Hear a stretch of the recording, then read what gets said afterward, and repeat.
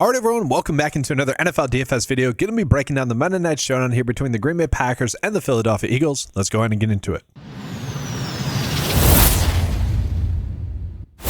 So guys, starting with the game preview here, this is a 45.5 total point spread here, which I could see it being a low scoring game. I could see it being a shootout. So I kind of feel like with the total, they're punting, for lack of a better term, and kind of same thing with the point spread. With it being a 1 point spread, I could see both teams scoring a bunch. I could see both it being a struggle fest, like the defense is playing well. I could see the Eagles blowing out the Packers coming in off of the bye week. I could see the Packers having kind of a get right week as well and blowing out the Eagles. This is a game that truly feels like a toss up, and so do the lines that we're getting here. Okay, so that is actually going to be more difficult to make great builds. We are kind of having to make stances with a lot of the builds that we are going to be making for this slate. So guys, the two biggest kind of pieces of news is in regards to the Green Bay Packers. Tucker Kraft is going to be out. So that naturally just means that Luke Musgrave is going to step up in to be the tight end number 1 for the Green Bay Packers. Now, I do think this is going to end up being he's going to be in the Luke Musgrave role, if you will, but I don't think he's going to have design plays to him as much as Tucker Kraft had. Luke Musgrave is a fine tight end, guys. He has a tough ability of staying on his feet. Literally, I'm not joking. That's the biggest negative for him is he'll have these open plays and just cannot stay open on his feet. A play that should be a 20-yard gain ends up being a 10-yard gain because of something dumb like that. But he is a talented tight end. Let's not take that away from him. He was drafted before Tucker Kraft, although been saying for quite some time, if you guys follow the channel, you know this. I was saying all along, I like Tucker Kraft more. I was begging people to draft him 2 years ago and last year.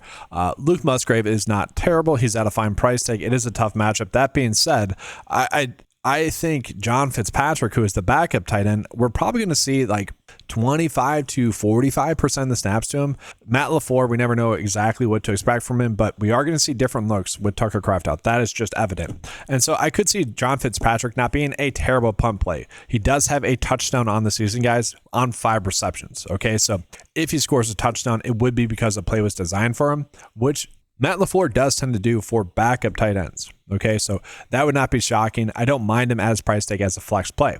And then to me, really what makes this slate more difficult to predict is Josh Jacobs. Okay, Josh Jacobs has played extremely well thus far this year, but over the past several weeks, he's been a little bit banged up. Now, he's been able to score 4 touchdowns over the last 3 weeks while he's been banged up. And I'm wondering if this extra day off is gonna help him be a little bit more healthy, which could lead to the Packers deciding to give him more work. Okay, he got 57% of the snaps last week. I do think if he was 100%, the Packers honestly probably win that game somewhat easily because it was a pretty windy game, and so both teams were having to throw the football maybe more than they wanted to in certain situations of the game due to just penalties and just kind of weird game flow stuff. This is a game where I do think the Packers are going to want to attack it rushing the football, and so the bet with Jacobs would be that he's healthy.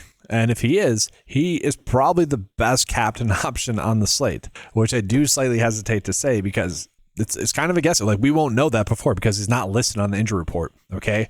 It's just that they are definitely limiting his snaps. And so I do like him as a captain's play, but I don't necessarily want to go crazy with it.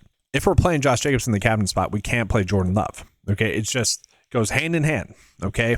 Josh Jacobs eats into how good of a game Jordan Love can have. And vice versa. If Jordan Love is having a bunch of red zone touchdowns, it's going to eat into the great game that Josh Jacobs can have. So both of them are quality captains, but if you're playing one or the other in the captain spot, you're probably not ending up on the other that much in the flex. Now, if either of them score 10 DFS points, obviously we like that, but at their price tag, that becomes the issue. Romeo Doubs is also pretty priced up, although he has been the receiver number 1 for Jordan Love this whole year, had a very high target share. I don't mind him. I just feel like I would rather get to Christian Watson, who I do think is going to step up into a bigger role again this week. So he only had 4 targets last week, 4 targets the week prior to that as well. That was his first week back in week 8, week 9. He looked good. He's looked great. He's made 2 pretty impressive catches throughout the year. Ended up having a 79% route share, playing in almost 70% of the snaps. Now, don't get me wrong. The Packers receivers are going to be healthier, guys. Golden's looking like he's going to play. Wicks is looking like he's going to play. And Williams are all looking like they're going to play. I don't see how you wouldn't give Watson a bunch of snaps here, and you probably are going to design some plays for him in the passing game because Tucker Kraft is out. And so he is one of my favorite captain plays as well. And so he's someone I'm going out of my way to target. Now, from there, I don't mind Luke Musgrave. We probably are ending up on Brandon McManus a decent amount. Although he's banged up, he has definitely missed some field goals, literally because he's been injured. And now I think it's starting to affect him mentally. Okay, there's a kick against Pittsburgh where he just wasn't long enough. I think because he didn't have confidence in his leg, the kick was right there. And then he's been a little shaky. Okay, so that's the risk, is that he maybe ends up missing some field goals. If Wicks is back, I really don't know what to expect between him and Matthew Golden. I would say Wicks is too cheap if they're both back. Williams has gotten some plays designed to him. Don't necessarily love him. Malik Heath, I don't think we're looking at. Emmanuel Wilson is fine. I think a lot of people are going to punt to him. Obviously, if you're playing Josh Jacobs in the captain spot, you wouldn't want to get to Wilson. I wouldn't say it wouldn't be a bad idea if you aren't playing Josh Jacobs at all to play Wilson. But overall, it doesn't feel like we need to get to him on this slate. So from there, guys, we go ahead and jump on into the Eagles. And one thing about really both of these teams is it is a little bit concentrated in regards to who we want to be looking at. Like, sure, with the Packers, they are probably going to go 5 deep at the receiver position.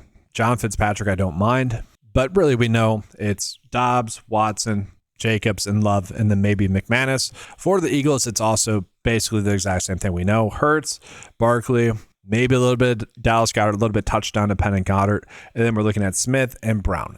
That's pretty much it. Maybe we get an A.J. Dillon revenge game. I doubt that. Tank Bigsby looked good in his previous week, but we do need to talk about Saquon Barkley. So he had a little bit of an injury, and with the bye week, seems like he's going to be good to go. Okay, it was a groin injury. We did see DeAndre Swift ended up having to sit a game kind of randomly, and then Kyle Monanga ended up going off. You know, Swift was banged up with the groin injury throughout like 2 straight weeks, and then the third week ended up missing the game and then returned this last week. Maybe we see Barkley's snaps actually end up being a little bit limited here, to the point where we do end up seeing maybe Tank Bigsby a little bit more than people expect. I don't think we want to go in on that, but that is something that wouldn't shock me. And this is where the slate gets difficult, because to me, it's like a perfect spot for Saquon Barkley to get better. If you look at the ways in the games that the Packers have lost, it's because of the other team sticking to the run. Rico Dowdle and Quinshon Judkins got a bunch of carries. They were able to establish the run and then create the passing game off of that. And so I think Nick Sirianni and the Philadelphia Eagles are going to see that, know that, and try to get Barkley as many carries as he can get, but also give someone like Tank Bigsby some work as well, especially considered that Barkley might be a little bit banged up. So I think those two are both in play, but that's the tough part. Like, it should be a Barkley game. That should be how they attack him. And so if that happens, then Brown, Smith are less appealing. Hurts actually might become a little bit more appealing. We might get, a few of those goal line rushing touchdowns that obviously we like the QB, the tush push, which I know some fans are going to try to dog on the Green Bay Packers for the tush push stuff, especially if the Eagles are successful in that. All NFL fans hate the tush push. Let's just face it. Okay, guys. And I think everyone knows that was like a wink wink that the Green Bay Packers submitted that, because they don't have any. They have, everyone's an owner base. All their fans are owners. That's why the Green Bay Packers submitted it. I know that's going to be a narrative in the game, so just be prepared for that. But yeah, guys, if it actually does not end up being a Barkley game, then I do really, really like A.J. Brown and Devonta Smith. It does depend a little bit on how the refs are going to be reffing Parsons. If they're calling holding calls or not, there's a bunch of plays where, simply put, you can't call hold on every play, and then the quarterback ends up getting to the outside, and players like Smith or Brown are going to be open for a deep bomb. And that's kind of the appeal. I do like both of them a bunch. But this is the difficult part for the slate for me, is that we're kind of having to go in on certain spots to make good builds. And so it is going to be more difficult to make good hand builds. And so with that, guys, let's go ahead and kind of try to give you guys a first look build. And I say that sincerely. It is kind of tough to make a good build. I do think we want to begin to one of the kickers, probably looking at McManus. Elliott's right there as well. 4.9 left over. I don't necessarily like that price tag, so maybe we kind of adjust here. Let's see what we can do.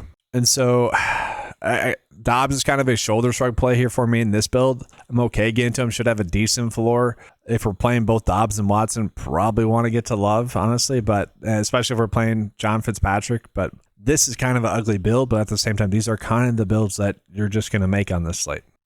And so as always, guys, I'd like to give you guys a peek at what the 9 to 5 lineup builder's telling us to do. So we're just going to give it 5 lineups to go off of. It is trying to punt to a value play. And again, I like John Fitzpatrick. I don't mind Emmanuel Wilson. And again, I could see it being a Tank Bigsby game. Matt LaFleur has designed some plays for Savion Williams as well. So Not a terrible punt, but that does seem to be what the day is trying to do. And we are getting some different captains. So Josh Jacobs, Jalen Hurts, and also Romeo Doubs. The best lineup that we have currently would be Hurts, Barkley, Jacobs, Love, Fitzpatrick, Cranston. I get it. I don't like it. Top ownership right now, Jacobs, Hurts, Love, Luke Musgrave, Elliott, and Wilson. That lineup I do like. That makes sense why it's a good cash build. Yeah, that's pretty logical there as well. Because like with Hurts, you don't necessarily need to run it back with one. He can get there just by rushing it, getting a 1 yard rushing touchdown. So that's going to do it for this video, guys. I appreciate you guys being here. Make sure to leave a like on the video before you head out. Subscribe to the channel as well. Hit that notification bell so you're not missing out on any of the top coverage as well. Appreciate you guys being here. If you guys would like access to the NFL DFS lineup builder, head on over to 9to5sports.com. That is included with all the other tools available on the website for a low monthly cost of $10 a month. Appreciate you guys being here. Good luck. And as always, let's keep cashing.